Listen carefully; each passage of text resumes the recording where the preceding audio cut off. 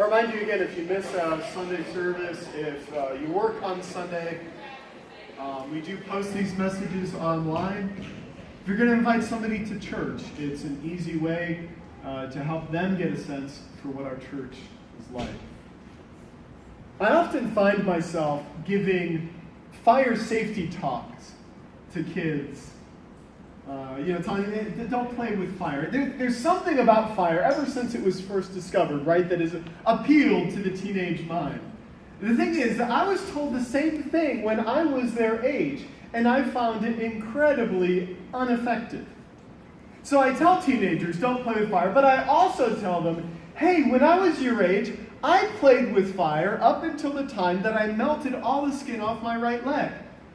And you might think that you understand pain now, but really you don't until you have the dead skin scraped off of a recovering burn wound every single day for an entire summer. I have found this to be slightly more effective than the, hey kids, don't play with fire talk.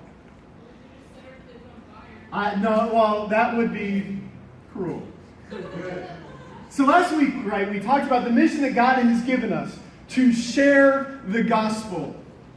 And today, we're going to cover the easiest way to do this, which is to share your personal story. Now, hopefully, God has had like a positive impact in your life. It's not like you're warning people away from it.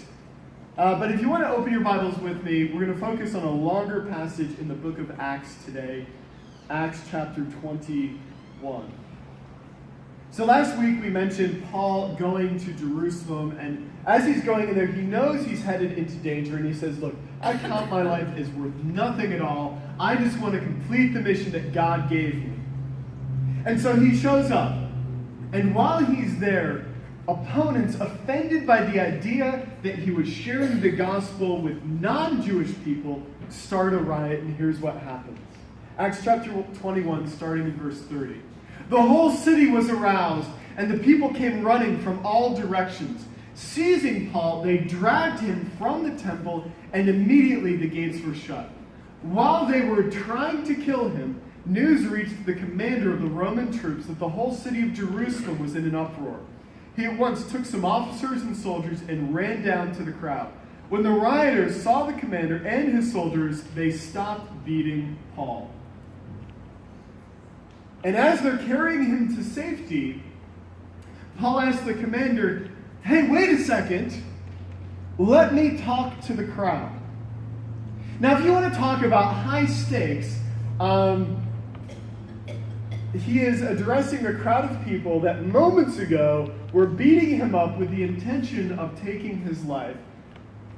And he says, hold on, let me talk to them. So remember this. When you're in the moment and you're sitting down with a coworker and they ask you about your faith, and all of a sudden your blood pressure rises and you start sweating and every cool thing you thought of saying just flies out of your mind, that's kind of the norm. Right? And so very high stakes situation. And by the way, I really get his concern here. He's being carried to safety. He's like, let's stop for a second. I want to share the gospel. And so if you want to follow along, like I said, this is a longer section, but I want to read the entire account that he gives here in Acts chapter 22, starting in verse 1. Brothers and fathers, listen now to my defense. When they heard him speak to them in Aramaic, they became very quiet. And then Paul said, I am a Jew, born in Tarsus of Cilicia, brought up in this city. I studied under Gamaliel and was thoroughly trained in the law of our ancestors. I was just as zealous for God as any of you are today. I persecuted the followers of the way to their death, arresting both men and women and throwing them into prison, as a high priest and all the council can themselves testify. I even obtained letters from them to their associates in Damascus, and went there to bring these people as prisoners to Jerusalem to be punished. About noon, as I came near Damascus, suddenly a bright light from heaven flashed around me. I fell to the ground and heard a voice say to me, Saul, Saul, why do you persecute me? Who are you, Lord? I asked. I am Jesus of Nazareth, whom you are persecuting, he replied. My companions saw the light, but they did not understand the voice of him who was speaking to me. What shall I do, Lord? I asked. Get up, the Lord said, and go into Damascus. There you will be told all that you have been assigned to do. My companions led me by the hand into Damascus, because the brilliance of the light had blinded me. A man named Ananias came to see me. He was a devout observer of the law and highly respected by all the Jews living there. He stood beside me and said, Brother Saul, receive your sight. At that very moment, I was able to see him. Then he said, The God of our ancestors has chosen you to know his will and to see the righteous one and to hear words from his mouth. You will be his witness to all people of what you've seen and heard. And now what are you waiting for? Get up, be baptized, and wash your sins away, calling on his name. When I returned to Jerusalem and was praying at the temple, I fell into a trance and saw the Lord speaking to me. Quick, he said, leave Jerusalem immediately, because the people here will not accept your testimony about me. Lord, I replied, these people know that I went from one synagogue to another to imprison and beat those who believe in you. And when the blood of your martyr Stephen was shed, I stood there giving my approval and guarding the clothes of those who were killing him. Then the Lord said to me, Go, I will send you far away to the Gentiles. Paul stands up and he addresses them, and he tells them the story of how he went from one who viewed it as his God-given duty to kill all of the followers of Jesus to becoming one of them. Now it's interesting that he does this, because all throughout the book of Acts, we're given a lot of sermons. Earlier, Stephen was addressing an angry mob.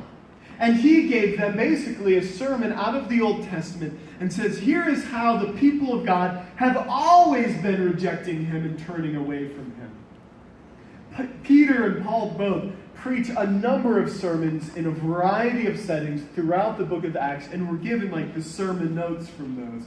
But here in this situation, it is not a sermon, but his story that he shares. In fact, this same story of Paul's conversion, we're given 3 times in the book of Acts. Luke records for us as it happens in Acts chapter 9. Paul here tells a story to an angry mob, and later as he's awaiting trial, he tells the same story again to 2 kings. And there's something going on here with this repetition. Several times we're told not just that this happened to Paul, but he is sharing this story again and again with the people that he's in contact with. Part of the reason is that personal stories are effective. They're memorable. I found that to be the case, like I said, with me telling kids not to play with fire. And how many advertisements, right? As you watch TV, just notice today, count how many of them are basically just some person going on the screen and saying, hey, I'm a person, I use this product, and it's pretty good. They may not tell you anything about the product, anything about how it works, or any real information whatsoever other than, I'm an attractive person, I use this product, and I like it. Because we find that effective. They've even taken to putting these disclaimers, right, on some of these car commercials, telling you, oh, we promise these are real people and not actors. But we understand, really, that the whole thing is fake. You never see someone get into one of those cars and be like, this is kind of all right, but can I drive a Toyota? Do you have one of those? All of those advertisers, though, they're trying to fake the real thing. Because here's the thing. There is no brand of toothpaste or new phone that can come out that can touch your life in the same way that God completely remakes people. So we have the real thing that they're really just trying to touch at. And it's not just Paul who's telling his story as he goes and interacts with people. He mentions in the book of Galatians that other churches were doing the same thing. He says, I was personally unknown to the churches of Judea that are in Christ. They only heard the report. The man who formerly persecuted us is now preaching the faith he once tried to destroy. And they praised God because of me. So Paul says, look, there are people I've never even met, and they're sharing this story of how God came into my life and he turned it around, and they're praising God because of me. And it's interesting to note here, this isn't just evangelism. This isn't just for people who don't know God. This is people in the church who are encouraged to hear the stories of how God works in people's lives. In the early church, they did this a lot. And it became a pattern in the church. And at first, most of the stories that they told about believers and the way God worked had to do with people who died.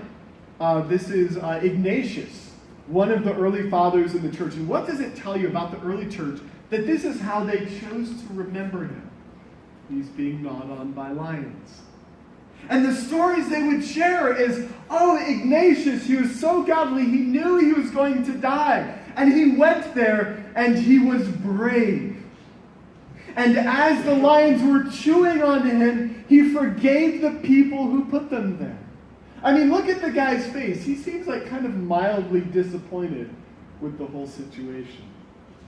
And they told these stories over and over again, and they said, be of good cheer, be bold. And when you find yourself in this position, don't be a coward and don't back down. And the people in the church were like, oh wow, that is so inspiring. That was the inspirational section of the church. But then a challenge came about in the church when several centuries later, suddenly Christianity is legalized. And they're not getting chewed on by lions anymore. And all of a sudden, there's this difficulty in the church, and some people are saying, what does it even mean to follow Jesus if I'm not going to get some scars because of it? And then you had this church father, St. Augustine, one of the great writers, and he writes the first autobiography ever. And what he does, instead of saying, here is how I gave my life and was chewed on by lions, he says, here's the account of my life from day one. I was a sinner. He says, I was a baby, and I'm pretty sure that I cried sometimes when I didn't really need anything other than attention. I was evil. And then he goes on and says, oh yeah, when I was a teenager, this one time, I took some pears from a neighbor's tree just because it was evil. And he says, God saved me, and he forgave me. And it was one of the most influential books ever written. He shared his story. Now, really, Augustine, it was new in writing an autobiography, but he was just continuing what the church had been doing from day one, which was to share the story of how God's truth had impacted their lives. We find this in 1 Thessalonians. Paul writes to a church, and he says, look, I'm thanking God for you because this is happening. The Lord's message rang out from you, not only in Macedonia and Achaia. Your faith in God has become known everywhere. Therefore, we do not need to say anything about it, for they themselves report what kind of reception you gave us. They tell how you turned to God from idols to serve the living and true God. Paul tells his church, he's like, look guys, this is so great because other pagans talk about how you turned away from your idols and you heard the gospel and you received it. And it's so effective that we almost don't even need to preach at all. Sharing your story is like the easiest way to share the gospel. Because here's the truth. We don't often do public speaking. Most of you, I would guess, do not have a lot of experience doing what I'm doing now, public speaking. It used to be more common and more popular. We don't have as many debate clubs and stuff like that. But most of you have told a story about something that's happened to you. So there's a few things that we can learn from Paul as he shared his story in the book of Acts. And the first is to be ready. Be ready to speak. In the same way, like going through seminary, I was told always have a sermon ready. Because I never know, when I step into a church, especially like black churches, every time I've been in one of them, as a pastor, I know that there's a chance that they'll literally just point you and say, hey brother, get up and share a good word. And so I better be ready if I'm going to step in the door. And you better be ready too. You better be ready when somebody around you asks you, Like, hey, what's the deal with your faith? Or, I see a difference in you. Tell me about God. I don't want you to be in that point and panicking because you've never considered what you would say in that moment. Now, this doesn't mean that you, hold on, let me pull out a note card. Hello. Let me tell you the story of how... Don't do that! Or don't read from notes, but maybe even think of your mind what you would say to somebody. You know, a few main points. Be ready and then get to the point. You know, Paul was a good storyteller. You know, he stands up in front of this crowd that was beating him a minute ago, and they're willing to hear him out. But he doesn't go on for like half an hour, does he? He has a point he's going to make, and he gets to it. So you have to understand that when you're telling somebody the story of how God impacted your life, you've got like 3 minutes. Have that in your mind. I have got 3 minutes before they're going to start looking for a way out of this conversation. Because we've all been there, right? Somebody is telling you a story, and you're waiting for it to get somewhere, and it kind of just keeps going. So if you're going to share your story and share the gospel with someone, get to the point. Have an idea of, okay, you know, I was a sinner, or I was doing this, and I was struggling with this, and God forgave me, and that's it, and wrap things up. Be ready, and get to the point, and get over yourself. Because here's the truth, and I think it's more so in a time like this. Some people do not share examples from their past because they are worried about what people might think of them. I want to remind you today, right? Every Christian story is a story of our weakness and God's power, of our sin and rebellion and God's mercy and grace. This is not a look how big a fish I caught story. This is not look at what a great thing I did story that you're about to share. And in fact, if you find yourself sharing your story and realize you are the hero, you are doing it wrong. Remember, I told you a while ago, right? One of my neighbors was stuck in a trash can. I saved her life and pulled her out of it. Can you imagine if I heard her telling somebody else the story of that encounter and somehow made herself the hero? It doesn't fit. So understand, as a Christian, if you're in Christ, He's the hero. And if you're worried about looking bad, I want you to be more concerned about God looking great. If you're worried about people judging you because you continue to struggle and that's part of your story, understand that is the gospel. You were afraid of sharing the gospel.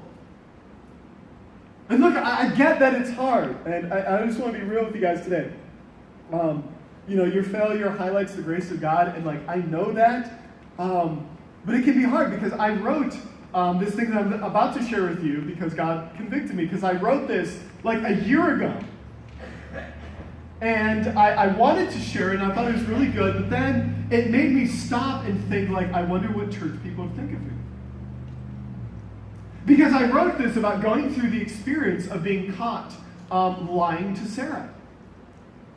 And it doesn't fit the pattern of most church testimonies, which is like, before Jesus, I did all this bad stuff, and then I came to Jesus and everything was perfect. Like, this is a few years ago. And I realized that literally the only reason I hadn't shared it was because of that concern. But I want to tell you guys today. I used to have crooked feet. Like my toes were trying to meet and share secrets. I would walk so carefully, turning them outward in awkward shuffling, but as soon as I took my eyes off, they would swing back like a compass. Why is it that everyone else gets to walk so easily and carefree? I dream about my legs moving on parallel lines. I am jealous of your unslanted steps. Now, I grew out of it eventually. I haven't noticed you looking at me and my shoes at all, but sometimes they betray me now and take me down without warning. But that's not the only part of me that's still crooked.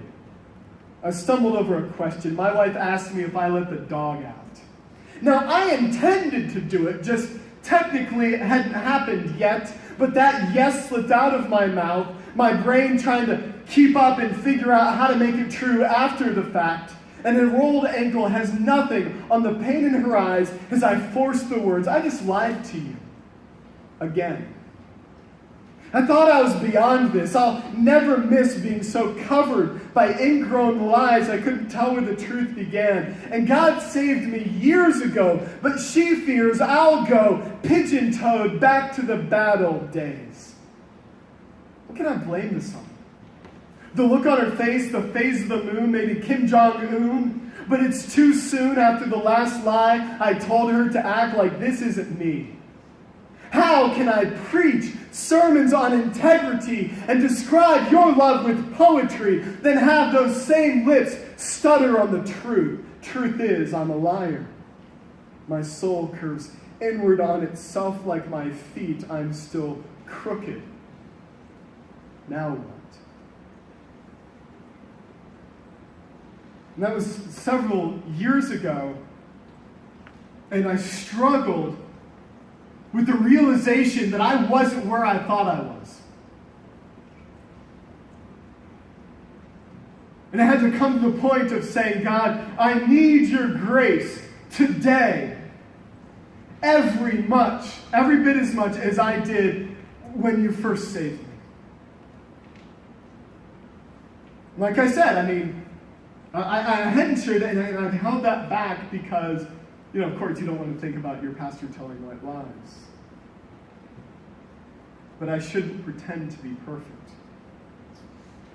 And I want to use that. I want to use that experience and share both past struggle and current struggle because people need to know that the grace of God can apply to their lives.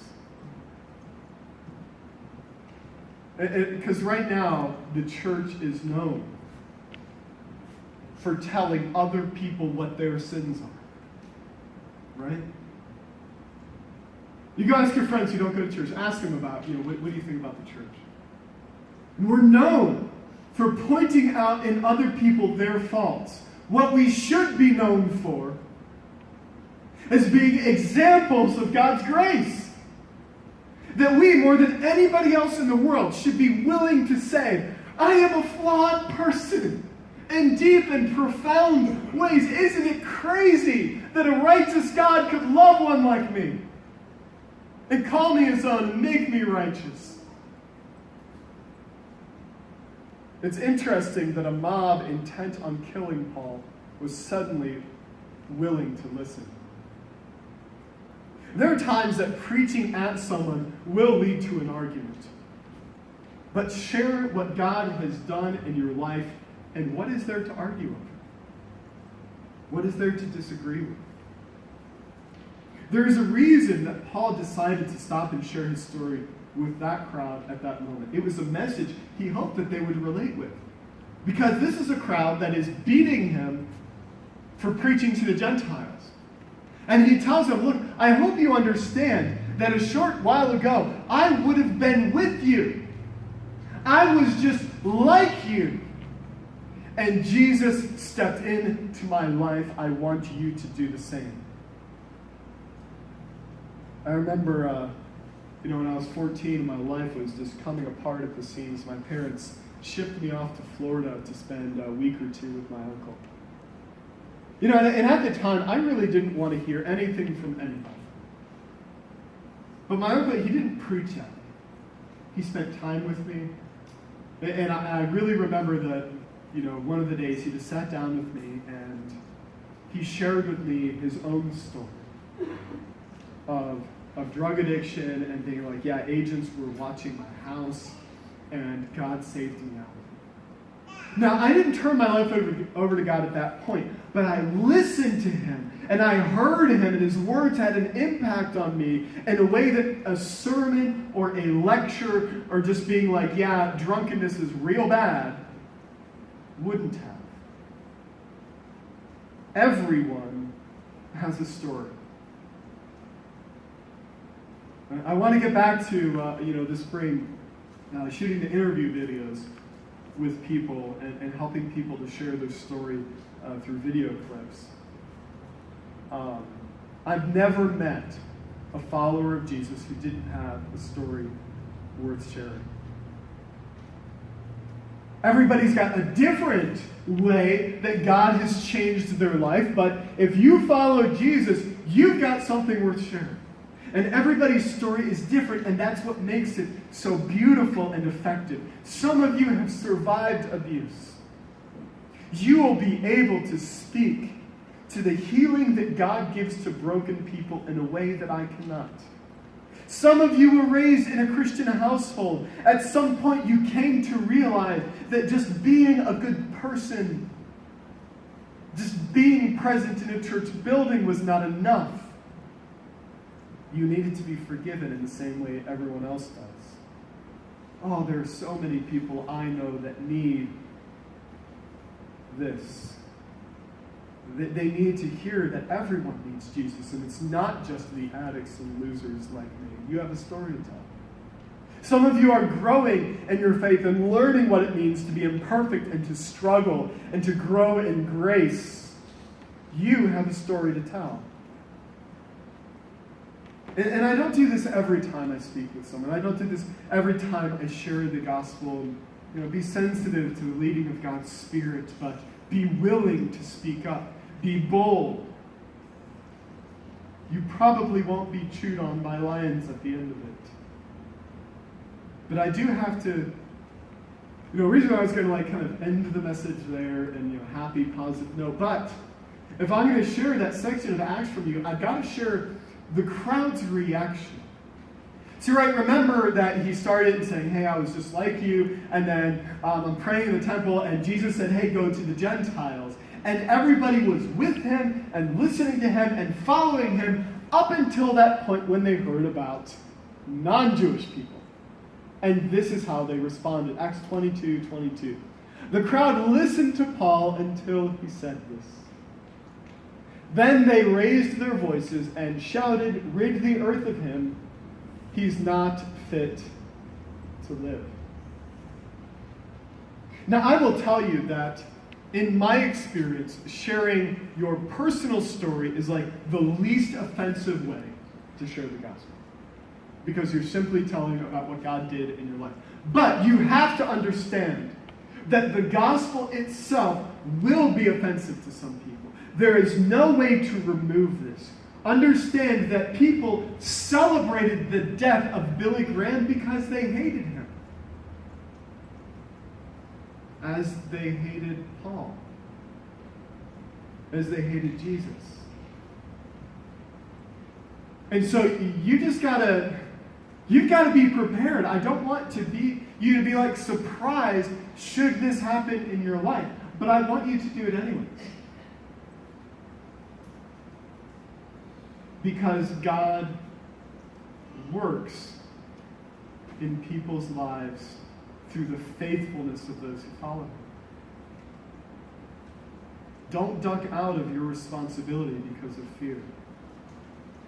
Hear the examples of the martyrs of the early church. With Paul, remember the mission that you've been given. So I want to challenge you, church people. Now look, you don't have to, like I said, you don't have to prepare a 30-minute life story. But I want you this week to be praying for an opportunity to share with somebody else, another human being, to look them in the eyes and to tell them some way that God has changed you. Let's pray. God, I pray for these people that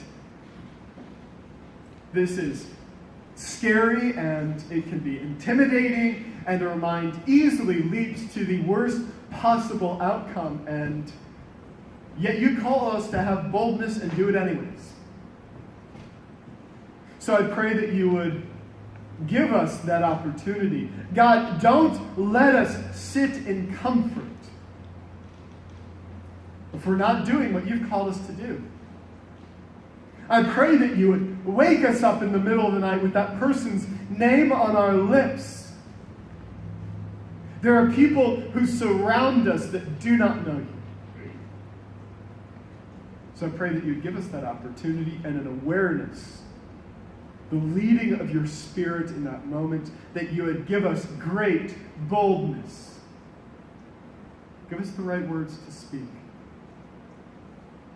We share a story. May you be glorified and lifted high.